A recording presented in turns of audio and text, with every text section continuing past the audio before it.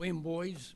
I am founding director of the Center for the Study of Economic Liberty at Arizona State University, professor emeritus in economics at ASU. And what I have as a task today is very easy. I'm here to tell you that there's only two things necessary for prosperity: private property rights that are secure and economic freedom. And it doesn't matter how you look at anything else, those two things have to exist. Now, if we look at, which I did in a study, look at countries around the world, you end up with one approach is to compare countries that don't have those two things and countries that do. For instance, Venezuela and Ireland.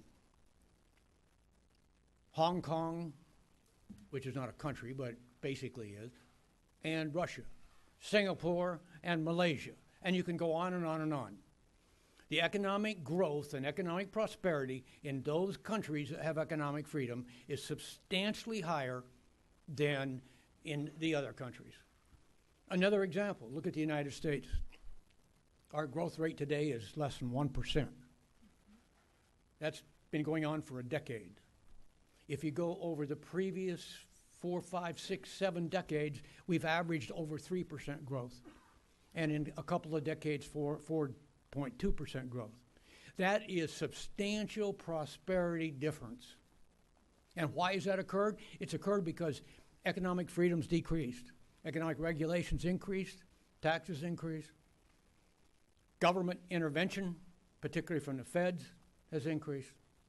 What we have to do to get economic prosperity is to go in the opposite direction.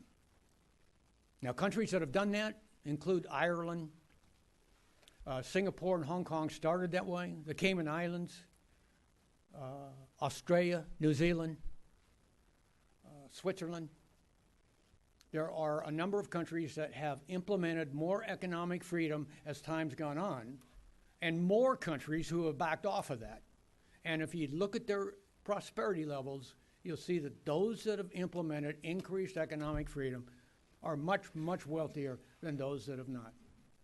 Thank you, committee. That's my easy message. Thank you, Professor. Members,